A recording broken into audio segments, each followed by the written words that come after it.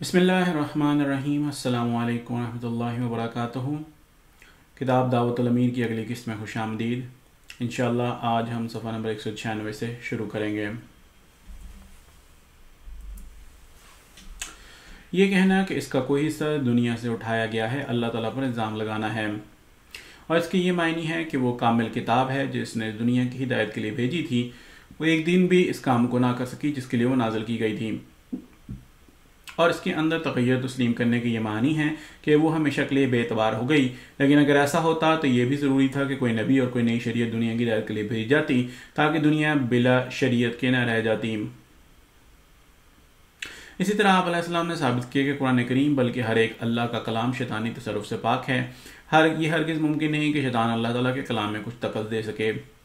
خواہ نبی کی زبان پر تصرف کر کے، خواہ نبی کی آواز بنا کر اپنی زبان کے ذریعے سے۔ اور آپ علیہ السلام نے اپنے تجربے سے بتایا کہ جب مجھ پر جو ایک غلام ہوں نازل ہونے والا کلام ہر ایک شک و شبہ سے پاک ہے، تو کس طرح ممکن ہے کہ رسول کریم صلی اللہ علیہ وسلم پر جو میرے آقا ہے نازل ہونے والا کلام، اور وہ بھی قرآن کریم جو ہمیشہ کے لیے ہدایت بننے والا تھا، شیطانی اثر کو قبول کرے، خواہ ایک آن کے لیے ہی صحیح۔ آپ علیہ السلام نے مسلمانوں کو بتایا کہ قرآن کریم یقینی کلام ہے، اس کی حفاظت کا وعدہ اللہ تعالیٰ نے کیا ہے، اور اس وعدہ کا ایفا اس رنگ میں اس نے کیا ہے کہ دشمن بھی اس کی حفاظت کے قائل ہیں۔ بس اس کے مقابلے میں حدیث کو رکھنا، اس کی گستاخی کرنا اور اس کو جان بوجھ کر رد کرنا ہے۔ جو حدیث قرآن کریم کی مخالف پڑتی ہے وہ ہرگز حدیث نبی صلی اللہ علیہ وسلم نہیں ہو سکتی، کیونکہ اللہ کا رسول اللہ کے کلام کے مخالف نہیں کہہ سکتا، اور احادیث کی تدوین ایسی محفوظ نہیں ہے جیسا کہ قرآن کریم محفوظ ہے۔ بس قرآن کریم کو زبردستی حدیث کے ماتحت نہیں کرنا چاہیے، بلکہ حدیث کو قرآن کریم کے ماتحت کرنا چاہیے، اور اگر دونوں مطابق نہ ہو سکیں تو حدیث کو جو ممکن ہے کہ کسی انسان کی دانستہ یا نادانستہ دستبرد سے خراب ہو چکی ہو چھوڑ دینا چاہیے۔ اور آپ نے ان لوگوں کے جواب میں جو یہ کہتے ہیں کہ پورا دین تو ہمیں حدیث سے معلوم ہوا ہے، تب بتایا کہ حدیث اور قرآن کے علاوہ ایک تیسری چیز سنت ہے، یعنی وہ کام جو رسول کریم صلی اللہ علیہ وسلم نے کر کے دکھائے، اور جو بلا واسطہ صحابہ رضوان اللہ علیہم آپ کو کرتے ہوئے دیکھ کر آپ سے سیکھے اور ان کے مطابق عمل کیا۔ کسی زبانی حدیث کی ان کے لیے ہمیں ضرورت نہیں۔ ہزاروں لاکھوں مسلمانوں کو وہ کام کرتے ہوئے دیکھا اور ان سے اگلوں نے سیکھا۔ یہ سنت کبھی قرآن کریم کے مخالف نہیں ہوتی۔ ہاں، حدیث جو زبانی روایت ہے وہ کبھی قرآن کے مخالف بھی ہو جاتی ہے، اور اس میں شبہ کی گنجائش ہوتی ہے۔ جب وہ قرآن کریم کے خلاف مخالف ہو تو وہ قابل رد ہے، اور جب اس کے مطابق ہو تو وہ قابل قبول، کیونکہ تاریخی شہادت ہے، اور تاریخی شہادت کو بلا وجہ رد نہیں کیا جا سکتا، ورنہ بہت سی صداقتیں دنیا سے مفقود ہو جائیں۔ آپ علیہ السلام نے اس خیال کی لغویت کو بھی ظاہر کیا کہ قرآن کریم رسول کریم صلی اللہ علیہ وسلم کے الفاظ ہیں، اور بتایا کہ قرآن کریم کا لفظ اللہ کا کلام ہے۔ رسول کریم صلی اللہ علیہ وسلم تو صرف وحی کے سنانے والے تھے، نہ کہ اس کے بنانے والے۔ یہ وسوسہ درست نہیں کہ کلام ہونٹ اور زبان چاہتا ہے اور اللہ کی ہونٹ اور زبان نہیں، کیونکہ یہ قیاس مع الفارق ہے۔ اللہ تعالیٰ تو لیسا کمثلہ شیء، الشورى آیت 12 ہے۔ اس پر انسانی طاقتوں کا اندازہ کر کے فیصلہ نہیں دیا جا سکتا۔ اگر کلام بغیر ہونٹ کے نہیں ہو سکتا تو اسی طرح کوئی چیز بغیر ہاتھوں کے نہیں بنائی جا سکتی، بلکہ مادی ہاتھوں کے بغیر نہیں بنائی جا سکتی، تو کیا اللہ تعالیٰ خالق بھی نہیں ہے؟ پر جس طرح اللہ تعالیٰ بلا مادی ہاتھوں کے اس تمام کائنات کو پیدا کر سکتا ہے، اسی طرح بغیر مادی ہونٹ اور زبان ہونے کے وہ اپنی مرضی کو اپنے بندے پر الفاظ میں ظاہر کر سکتا ہے۔ اور آپ علیہ السلام نے اپنے تجربے کو پیش کیا اور بتایا کہ یہ وہم صرف اس کوچے سے ناواقفی کی وجہ سے ہے، ورنہ اللہ تعالیٰ خود مجھ سے الفاظ میں کام کرتا ہے۔ پس جب کہ وہ مجھ سے الفاظ میں کام کرتا ہے تو رسول کریم صلی اللہ علیہ وسلم سے، جو سب بنی آدم کے سردار اور اللہ تعالیٰ کے سب سے زیادہ مقرب تھے، کیا وہ الفاظ میں کلام کرنا کرتا ہوگا؟ اور اس سے زیادہ جاہل اور کون ہوگا جو جاہلوں کے اس بحث میں دخل دے، جو اس کے علم سے بالا ہو اور نادان ہو کر اللہ تعالیٰ کے رازوں کو اپنی عقل سے دریافت کرنے کی کوشش کرے۔ آپ علیہ السلام نے اس خیال کو بھی رد کیا کہ اللہ تعالیٰ کے کلام کا ترجمہ نہیں ہو سکتا، اور بتایا کہ جب تک لوگوں کو قرآن کریم کا مفہوم نہ پہنچایا جائے وہ اس کی خوبیوں سے کس طرح واقف ہوں گے۔ بے شک خالی ترجمہ کی اشاعت ایک جرم ہے، کیونکہ اس سے لوگوں کو متن سے بودھ ہوتا جائے گا، اور ممکن ہے کہ ترجمہ در ترجمہ سے وہ ایک وقت اصل حقیقت کو چھوڑ دیں۔ لیکن ان لوگوں کے لیے جو عربی زبان نہیں جانتے، قرآن کریم کا ترجمہ اگر متن کے ساتھ ہو تو وہ نہایت ضروری شے ہے۔ ہاں یہ ضروری ہے کہ لوگوں میں عربی زبان کو اس قدر رواج دیا جائے کہ لوگ قرآن کریم کو اس کی اصل زبان میں پڑھ کر وہ برکات حاصل کر سکیں جو کہ ترجمہ سے حاصل نہیں ہو سکتی، اور کم سے کم ہر اس شخص کو جو اس قدر قرآن کریم کا ضرور سکھا دیا جائے جو نماز میں اس کو پڑھنا پڑتا ہے۔ آپ نے اس خیال کو بھی کہ قرآن کریم ایک مجمل کتاب ہے، اس میں اشارتاً بعض باتیں بیان کی گئی ہیں، نہایت واضح دلائل سے رد کر کے بتایا کہ قرآن کریم جیسی جامع اور معنی کتاب تو دنیا بھر میں بھی نہیں مل سکتی۔ یہ تم لوگوں کا اپنا قصور ہے کہ اس پر غور کرنا تم نے چھوڑ دیا ہے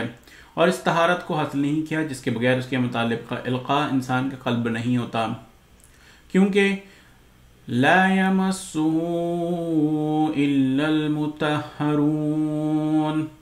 سورہ الواقعہ 80 کا ارشاد ہے۔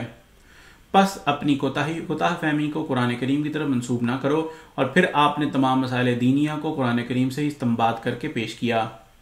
اور دشمنان اسلام کے ہر اعتراض کو قرآن کریم سے ہی رد کر کے دکھا دیا اور ثابت کر دیا کہ علوم روحانیہ اور دینیہ اور اخلاقیہ کے متعلق قرآن کریم سے زیادہ واضح اور مفصل کتاب اور کوئی نہیں۔ اس کے الفاظ مختصر ہیں لیکن مطالب ایک بحر ذخار کی طرح ہیں کہ ایک ایک جملہ بیسیوں بلکہ سینکڑوں مطالب رکھتا ہے، اور اس کے مضامین ہر زمانے کے سوالات اور شکوک کو حل کرتے ہیں اور ہر زمانے کی ضروریات کو وہ پورا کرتا ہے۔ آپ علیہ السلام نے اس خیال کو بھی رد کیا کہ قرآن کریم تقدیم و تاخیر سے بھرا پڑا ہے،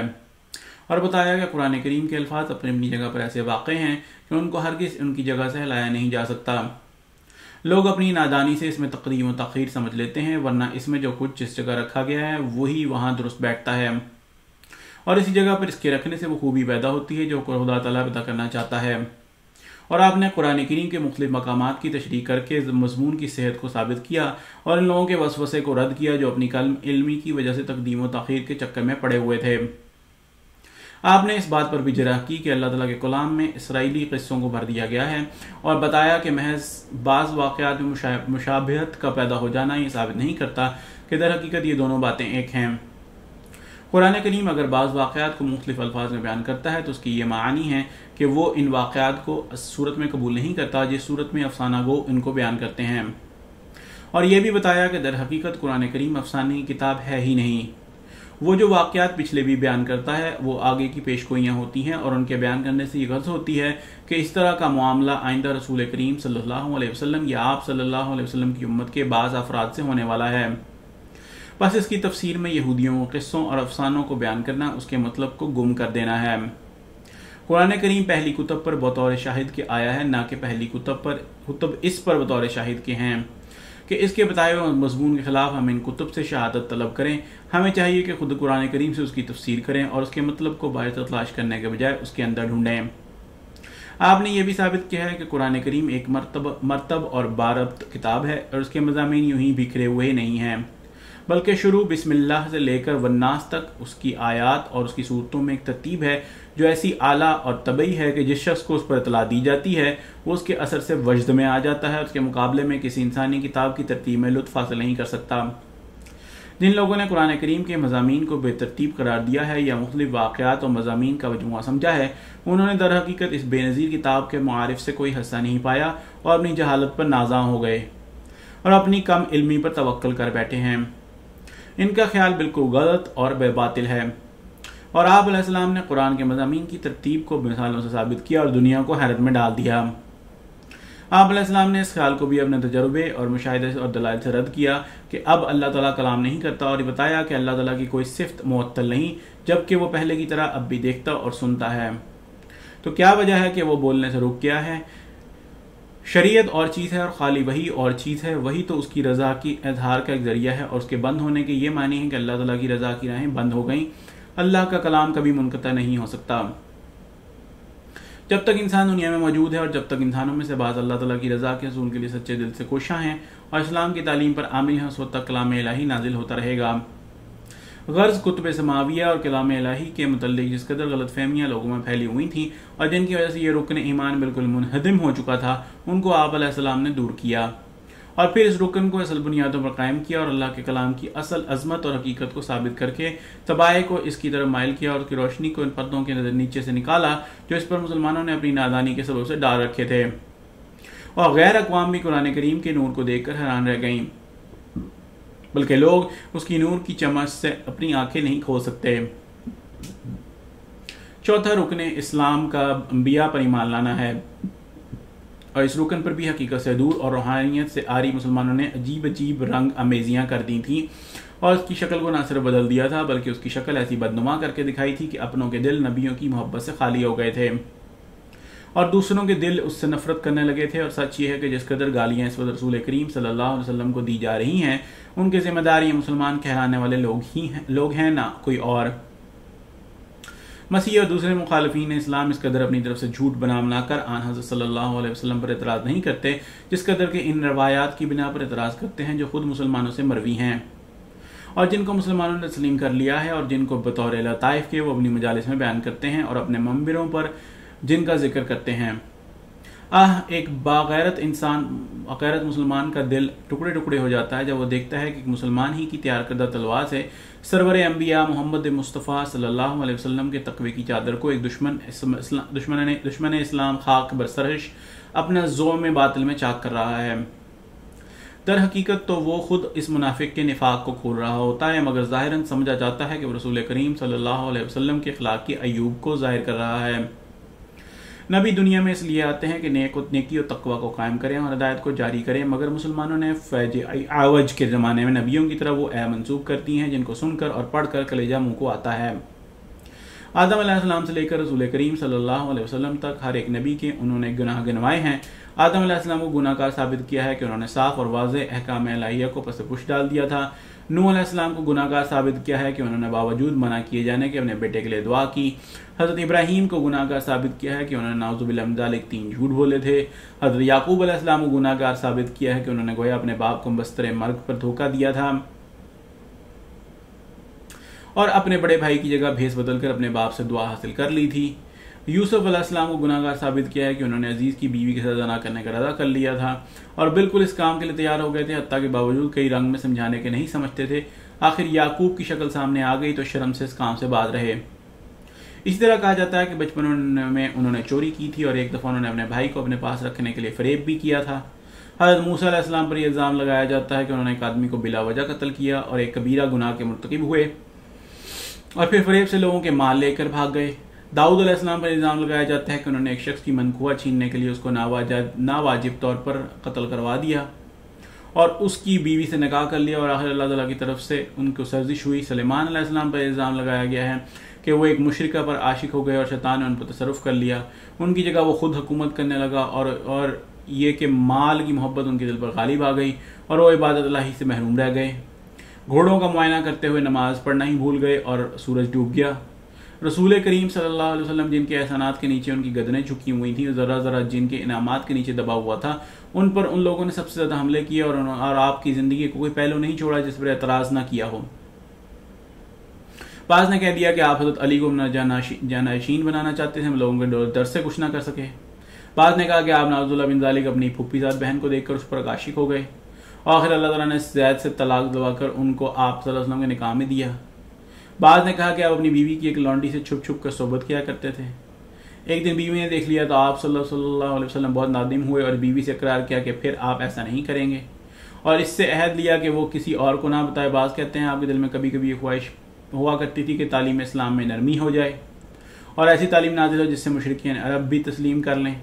इनके एहसासात और जज्बात का भी लिहाज रखा जाए। ये वो ख्यालात हैं जो इस वक्त के मुसलमानों में अंबिया की निस्बत राइज हैं और बाज़ तो इस कदर बढ़ गए हैं कि उनकी ज़ाती चाल चलन से गुजर कर उन्होंने उनकी दुनियावी चाल चलन पर भी हमला कर दिया है और कहते हैं कि अंबिया दर हकीकत मुहिबान वतन थे जिन्होंने ये देख कर कि लोग बिला इस अकीदे को तस्लीम करने के कि कोई जज़ा और सज़ा का दिन है और जन्नत और दोज़ख हक है, तमद्दुनी हदूद के अंदर नहीं रह सकते थे। नेक नियति के साथ मुनासिब वक्त अहकाम लोगों को दिए। लाम का दावा दुरुस्त न था मगर बावजूद नेक होने के और आला दर्जे की अखलाकी तालीम पेश करने के वो काबिल इज़्ज़त हैं और बावजूद इस किस्म के अकीदों के वो मुसलमान कहलाते हैं। हज़रत अक़दस मिर्ज़ा ग़ुलाम अहमद अलैहिस्सलातु वस्सलाम ने जहाँ और अक़ायद का रद्द किया, इनमें सही रास्ता हमें बताया, वहाँ इन ख़यालात के मुतालिक भी सही इस्लामी तालीम से मुसलमानों और दीगर लोगों को आगाह किया। आपने बताया कि अंबिया दुनिया में नेकी काम करने के लिए आते हैं और ये इसलिए लोगों के लिए नमूना होते हैं। अगर वो नमूना ना हो तो फिर उनकी बेइज्जत की क्या ज़रूरत है।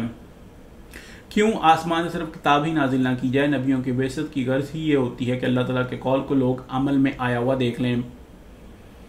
اور ان کی عملی تصویر سے نفسی حقیقت کو معلوم کر لیں اور ان کے نمونے سے جرات حاصل کر کے نیکی کی راہ میں ترقی کریں اور ان کی قوت قدسیہ سے طاقت حاصل کر کے اپنی کمزوریوں پر غالب آئیں۔ آپ علیہ السلام نے دنیا کو تعلیم دی کہ لوگ انبیاء کی نسبت جن غلطیوں میں پڑے ہوئے تھے ان کا سبب ان کی نافہمی ہے۔ وہ اللہ تعالیٰ کے کلام کو سمجھنے کی کوشش نہیں کرتے اور بلا تحقیق اپنی بات کو پھیلانا شروع کر دیتے ہیں۔ اللہ تعالیٰ کے تمام نبی معصوم عن الخطا ہوتے ہیں، وہ سچائی کا زندہ نمونہ اور وفا کی جیتی جاگتی تصویر ہوتے ہیں۔ وہ اللہ تعالیٰ کی صفات کے مظہر ہوتے ہیں اور صفائی اور خوبصورتی سے اللہ تعالیٰ کی سبحویت اور قدوسیت اور اس کے بے عیب ہونے کی طرف اشارہ کرتے ہیں۔ در حقیقت وہ ایک آئینہ ہوتے ہیں جس میں بدکار بعض دفعہ اپنی شکل دے کر اپنی بدصورتی اور زشت و روئی کو ان کی طرف منسوب کر دیتا ہے۔ نہ آدم علیہ السلام شریعت کا توڑنے والا تھا، نہ نوح گنہگار تھا، نہ ابراہیم نے کبھی جھوٹ بولا، نہ یعقوب نے دھوکہ دیا، نہ یوسف علیہ السلام نے بدی کا ارادہ کیا، نہ یا چوری کی یا فریب کیا، نہ موسیٰ علیہ السلام نے نہ حق کوئی خون کیا، نہ داؤد علیہ السلام نے کسی کی بیوی نہ حق چھینی، نہ سلیمان علیہ السلام نے کسی مشرکہ کی محبت میں اپنے فرائض کو بلایا یا گھوڑوں کی محبت میں نماز سے غفلت کی، نہ رسول کریم صلی اللہ علیہ وسلم نے کوئی چھوٹا یا بڑا گناہ کیا۔ آپ صلی اللہ علیہ وسلم کی ذات تمام عیوب سے پاک تھی اور تمام گناہوں سے محفوظ و مسعون۔ جو آپ صلی اللہ علیہ وسلم کی عیب شماری کرتا ہے وہ خود اپنے گند کو ظاہر کرتا ہے۔ یہ سب افسانے جو آپ صلی اللہ علیہ وسلم کی نسبت مشہور ہیں بعض منافقوں کی روایات ہیں جو تاریخی طور پر ثابت نہیں ہو سکتے۔ آپ صلی اللہ علیہ وسلم کی باقی زندگی ان روایات کے بالکل برخلاف ہے، اور جس قدر قسم کی باتیں آپ صلی اللہ علیہ وسلم کی نسبت یا دوسرے انبیاء کی طرف نسبت مشہور ہیں وہ یا تو منافقوں کی جھوٹے اتہامات کی بقیہ یادگاریں ہیں یا کلام الہی کے غلط اور خلاف مراد معنی کرنے سے پیدا ہوئی ہیں۔ آپ علیہ السلام نے نہایت وضاحت سے قرآن کریم سے بدلائل قاطعہ ثابت کر دیا کہ در حقیقت اس قسم کے خیالات اسلام کی تعلیم کے خلاف ہیں، اور اصل بات تو یہ ہے کہ یہ خیالات مسلمانوں میں مسیحیوں سے آئے تھے، کیونکہ مسیحیوں نے حضرت مسیح علیہ السلام کی خدائی ثابت کرنے کے لیے رویہ اختیار کر رکھا تھا کہ وہ سب نبیوں کی عیب شماری کرتے تھے، تاکہ لوگوں کو معلوم ہو کہ چونکہ ان گناہوں سے پاک صرف حضرت مسیح علیہ السلام ہے، اس لیے ضرور وہ انسانیت سے بالا طاقتیں رکھتے تھے، اور یہی وجہ ہے کہ مسلمانوں میں بھی سب نبیوں کو عیب تو گنائے جاتے ہیں اور رسول کریم صلی اللہ علیہ وسلم تک اتہامات لگائے جاتے ہیں، مگر حضرت مسیح علیہ السلام کو بالکل بے گناہ قرار دیا جاتا ہے، اور آپ ہی کو نہیں بلکہ آپ کی والدہ کو بھی بالکل پاک قرار دیا جاتا ہے۔ کیا یہ اس امر کا کافی ثبوت نہیں کہ یہ جھوٹے افسانے اور قابل نفرت قصے مسلمانوں میں مسیحیوں سے آئے ہیں، جن کے بد اثر کو یا تو باوجہ ایک جگہ رہنے کے مسلمانوں نے قبول کر لیا یا بعض شریر الطبع لوگوں نے بظاہر اسلام قبول کر کے اس قسم کی مقصیات اور باطل باتیں مسلمانوں میں پھیلانی شروع کر دیں، جنہیں ابتدا تو ہمارے مورخوں اور محدثوں نے اپنی مشہور دیانتداری سے کام لے کر صحیح روایات کے ساتھ جمع کر دیا تھا تاکہ مخالف اور موافق سب روایات لوگوں تک پہنچ جائیں، مگر بعد کو آنے والے ناخلف لوگوں نے جو نور نبوت سے خالی ہو چکے تھے ان شیطانی وسواس کو تو قبول کر لیا جو قرآن کریم کی تعلیم کے خلاف تھے، اور ان سب صحیح روایات کو نظر انداز کر دیا جو انبیاء کی عصمت اور ان کی پاکیزگی پر دلالت کرتی تھیں، اور ان وسواس کے لیے بمنزلہ تیز تلوار کے تھیں جس کو ضرب کی وہ قطعاً برداشت نہیں کر سکتے تھے، مگر الحمدللہ کہ حضرت اقدس علیہ السلام نے اس گندگی کو ظاہر کر دیا اور انبیاء کے صحیح مرتبہ کو پھر قائم کر دیا، اور ان کی عزتوں کی حفاظت کی، خصوصاً رسول کریم صلی اللہ علیہ وسلم کی شان اور آپ صلی اللہ علیہ وسلم کی پاکیزگی کو تو نہ صرف الفاظ میں بیان کیا بلکہ ایسے زبردست دلائل ثابت کیا کہ دشمن کا منہ بھی بند کر دیا۔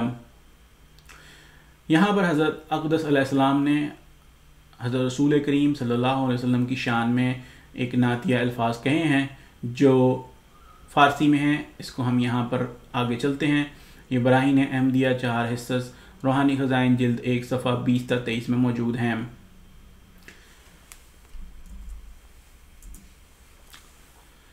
یہاں پر یہ قسط ختم ہوتی ہے، انشاءاللہ اگلی قسط لے کر پھر آپ کی خدمت میں حاضر ہوں گے۔ تب تک کے لیے اجازت، السلام علیکم ورحمۃ اللہ وبرکاتہ۔